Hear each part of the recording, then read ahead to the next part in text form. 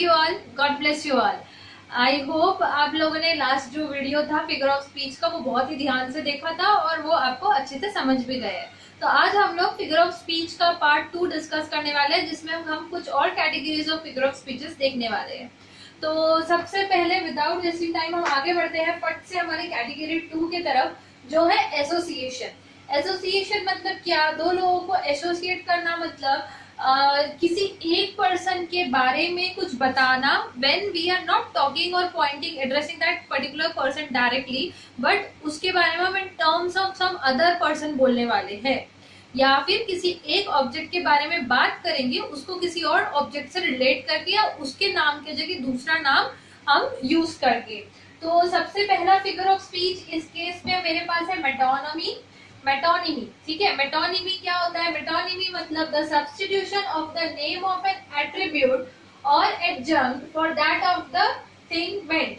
Substitution of the name of an attribute. Attribute मतलब किसी बड़ी चीज के लिए हमने कोई छोटा सा सिंपल सा वर्ड सब्स्टिट्यूट किया है, कुछ और सब्स्टिट्यूट किया है। एट्रीब्यूट और एडजंक्ट का मतलब वही है। एडजंक्ट भी उसी को कहा जाता है कि मतलब we are replacing that particular word simple with some other substituting word. ठीक है। For example, the Crown has granted amnesty to all the prisoners charged with minor charges. Amnesty का मतलब होता है उसको बाइज्जत बरी कर देना, pardon, to pardon, cessation और to release। ठीक है, to रिमूव द चार्जेस। जो इन्होंने भी माइनर ऑफेंसेस किए हैं, जो माइनर उन्होंने कुछ किया होगा तो उनके ऊपर जो चार्जेस थे उनको उन्होंने रिमूव कर दिया। So granted amnesty means granted pardon और फॉरगिवनेस। सो यहाँ पे हमारा मेटोनिमी है crown. Crown word is substituted for what? It is substituted for the power that a king holds. It is substituted for some king, for some kingdom. ठीक है, तो उनके power के बदले वहां पे क्राउन वर्ड यूज किया गया। तो this statement actually belongs to a poetical device which is metonymy. Next is the second citizen of India has urged all the countrymen to be self reliant. अभी हमें पता है क्या चल रहा है right now, our Modi government has asked us to be Aatmanirbhar, है ना। हर जगह इसके मीम्स आ रहे हैं, क्या आप आत्मनिर्भर है? मी तर आईवर निर्भर, है ना। तो this is very famous nowadays. So ये आप इसको अच्छे से रिलेट कर सकते हैं। The second citizen of India has urged all the countrymen to be self reliant. What is metonymy here? Second citizen of India. Second citizen of India is substituted instead of prime minister. Correct? So this is an example of metonymy.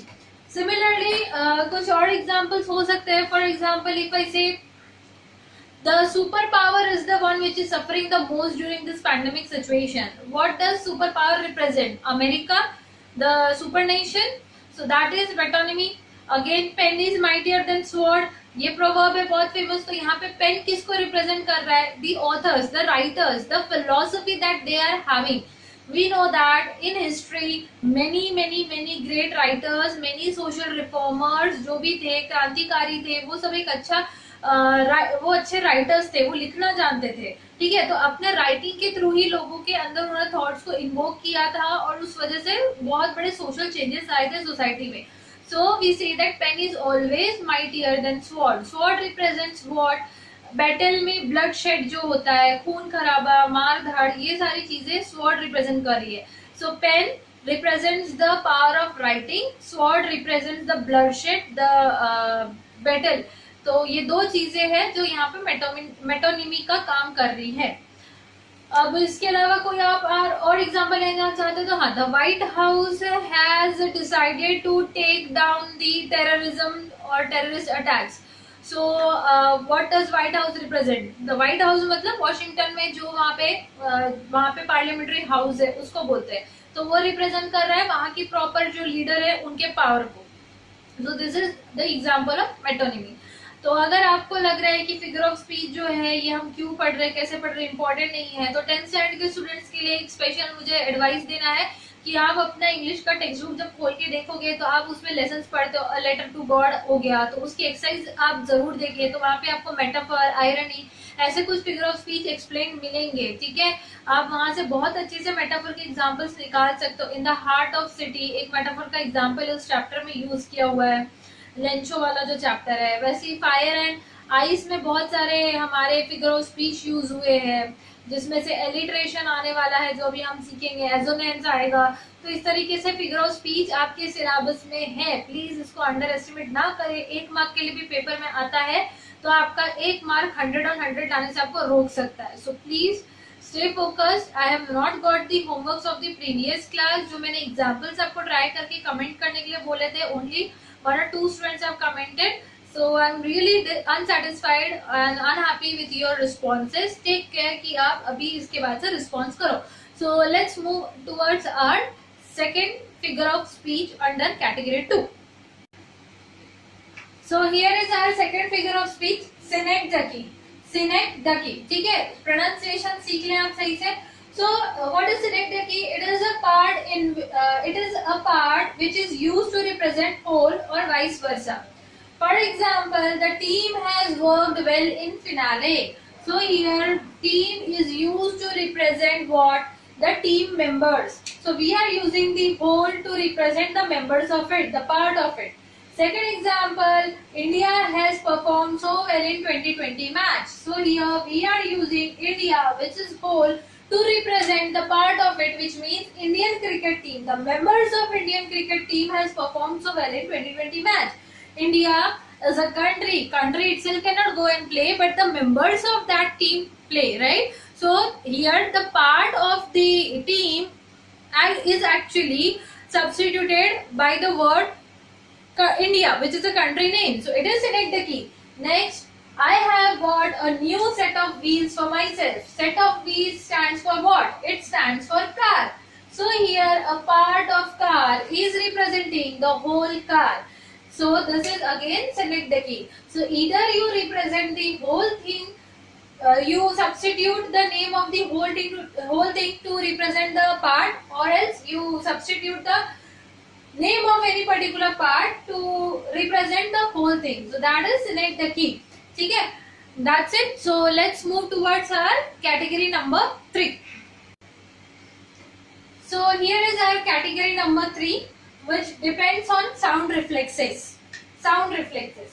The first figure of speech under category 3 is onomatopoeia. Mind the spelling of onomatopoeia.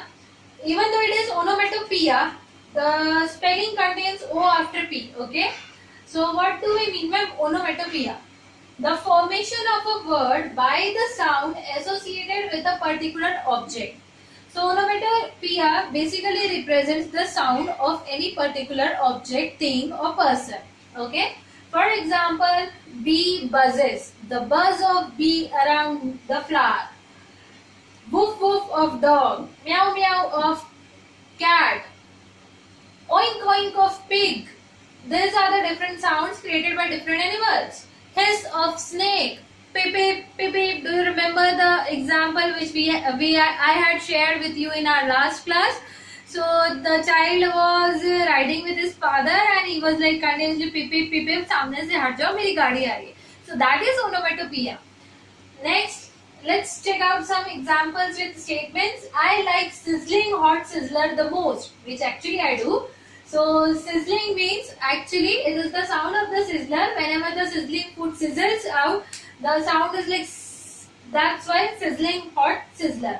I could hear the pitter patter of raindrops on the rooftop. So pitter patter is the sound of raindrop. Similarly, the plane flew with zoom. Zoom is the sound of plane. Whenever you play with your friends, you are like zoom, मेरी गाड़ी चली, right?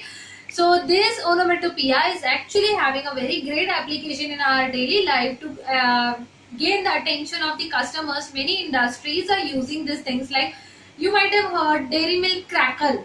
So Crackle was the name which was used to denote their new variety, in which they had some tiny particles which whenever we used to eat, they made some little sounds in our mouth, crunchy sounds, right? So that is the crackling of Dairy Milk kind of sound. As the oil crackles, dairy milk also crackled. Next, kurkure, crunch, crunchy kurkure. So crunchy, why? Because crunch, whenever we eat, it's like crunch. Munch ka crunch. So these are the names which are used in daily life. Then again, many crispy KFCs, crispy chicken, there also they have different varieties labeled with crisps. So crisp is what? That particular sound when we have something very crispy in our mouth. Again, popped up of popping of popcorns is a common term used in our daily life. Popping of popcorn means popcorns when they pop up. Okay. So I want to give an example to you and I want you to answer it. So Shakespeare is read by the people of all ages. Kindly note down this question. Shakespeare is read by the people of all ages. Question number 1. Question number 2. I belong from the land of rising sun. I belong from the land of rising sun. So these are the two questions which you have to mark to which figure of speech do these questions belong. Kindly comment in the comment box. Okay. Two questions. So here is our second figure of speech, alliteration under category 3. What does alliteration mean? It is the repetition of consonant sounds, especially at the beginning of the word. So if there is a statement in which certain consonant sound is repeating again and again in each and every at the beginning of each and every word or every alternate word, then we say that the figure of speech hidden in this phrase or in this sentence is alliteration. Okay. What is consonant now? First of all, you must know this thing. So in alphabets, English alphabets, there are 26 letters, out of which 5 are vowels, A, E, I, O, U, and rest all are consonants, right? Swar and Vyanjan. So here, this alliteration figure of speech is basically used for warnings, writing the warning or slogans, for tongue twisters, or to write the catchy names. Okay. The examples may be don't drink and drive. This is a very common slogan which we see at every signal. So which consonant sound is repeating here? The. Don't drink and drive, right? Another example may be of a tongue twister. Betty Butter bought a bitter butter, but the bitter butter was bitter, kind of like that. So which sound is repeating here? The sound of consonant B, right? Betty Butter bought a bitter butter. So that is so these tongue twisters are literally very tough to speak in continuation, and this is the reason alliteration figure of speech, because of which these tongue twisters become literally very tough. Okay. Next, as I have told you, this kind of figure of speech is also used to draw some catchy names. So we have kurkure with the sound of k, right? Kurkure, Kit Kat. Again, sound of Dunkin Donuts. D, Coca-Cola, right? Again, Coca-Cola. So these are the different sounds which are repeating here in the names of these famous brands. So why these brands are very catchy or constantly they run in our mind? Because they are having something very catchy, something very unique in them, which is the rhythm of the sound which is repeating. Okay.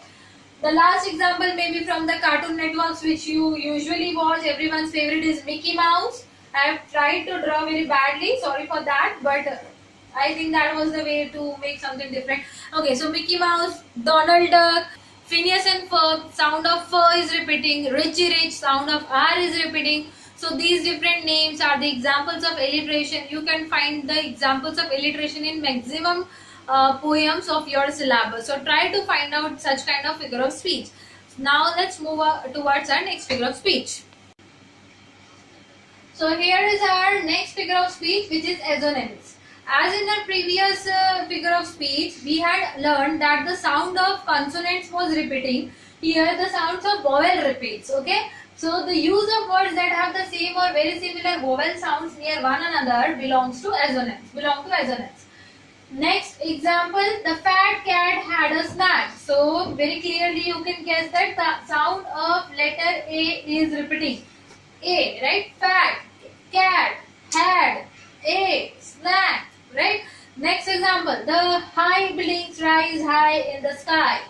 What is the sound which is repeating? I. The high buildings rise high in the sky.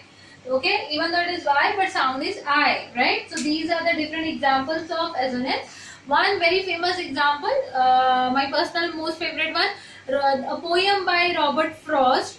The woods are lovely, dark and deep, but I have many promises to keep, and I have to go miles before I sleep. Okay, so the sound of E is repeating at the end of the sentence, right? E, E, E, deep, miles to go before I sleep, and promises to keep.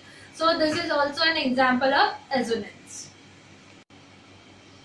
So after these two different types of figure of speech in which certain things are repeating, let's discuss about a very commonly known figure of speech, which is repetition.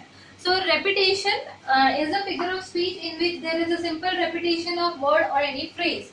Please mention the spelling of repetition correctly in your notebook. This is a common spelling mistake made by many of the students. So what is an example of repetition? Like if I say you that I never underestimate English grammar and will make my notes sincerely, will do my homework sincerely, write this statement 100 times in your notebook. Okay. So even if I say you that you are not going to do that because you are on the other side of the screen, nothing to worry. But this is an example of repetition in which this single statement is going to repeat 100 times in your notebook, right? Now if I say, if I am discussing anything or anyone is giving a speech, and then suddenly in between the speech the person like but, let me make it clear. So here the word but is repeating for the 3 times, that is repetition. That is again alliteration as well, as the sound of b is repeating. Okay. And another example would be if the line is repeating after every two lines, like the sky is blue, but the works are going on continuously, the city is doing well, but the sky is blue. The birds are chirping, the cow is grazing, but the sky is blue. So these 6 lines represent repetition, where the complete phrase the sky is blue is repeating. Okay. Now let's discuss our last figure of speech, which does not belong to any particular category. And the last figure of speech for today's part is pun, which means play of words using homophones or homonyms. Now what are homophones and what are homonyms? Homophones are the different spellings having same pronunciation. For example, souls. Souls, there are 2 words, soul, S-O-L-E, soul, or we have S-O-U-L, soul. So everyone knows S-O-U-L, soul means what? The spirit, right? Which resides in every living being. And soul means what? The bottom of our footwear. Homonyms. Homonyms means single word having different meanings, like struck. Struck. So struck can have 2 different meanings. For example, I can say that I was thinking how lightning occurs and suddenly it struck me. So this word struck may have 2 different meanings here. First meaning may be I was thinking about lightning and lightning came and fall over me. So I was struck with the lightning directly. And second meaning may be the idea how lightning occurs struck my mind, right? So the same word is representing 2 different ideas, 2 different meanings. Hence this is a homonym, whereas soul and soul may be homophones, because in the famous drama of Julius Caesar, there is a statement, I am a cobbler, I mend soles. So the cobbler definitely will mend shoes, where he would mean the word soul, but in other sense it may mean I am a cobbler, I mend soul, means I improve the souls, I work on the human qualities of certain people, right? Okay. Another example would be, what is the biggest benefit of residing in Switzerland? It is that its flag has a big plus. So again, the big plus represents 2 ideas, which is a homonym. So big plus means the flag actually has a plus mark on it, Switzerland's flag, if you check it out. And the second benefit is that big plus means it is going to be very beneficial for us, for our profile, that we stay at Switzerland, right? Another example you may take, like I have already shared many examples in the group. So one most famous one from that, my friends and I were playing hide and seek and I could not find them for hours. Well, good friends are hard to find, really hard to find. So this statement may have 2 different meanings, that good friends are able to hide very properly, very nicely, that we are not able to find them to search them during hide and seek play. Or else in real life, good friends who are really faithful, trustworthy, who will be loyal to you throughout your life are really hard to find. Okay, so this is kind of fun where you play with the words, where you play with the different meanings of the same kind of words, or you play with the pronunciations of two different words. Okay, so this was all about the figure of speech for the day. We shall continue with few remaining figure of speech like euphemism, orthodox and paradox kind of speeches, which are not much important, but we must have them in short. Like irony is one of the important which is still left. So see you in our next class. Thank you and have a nice day.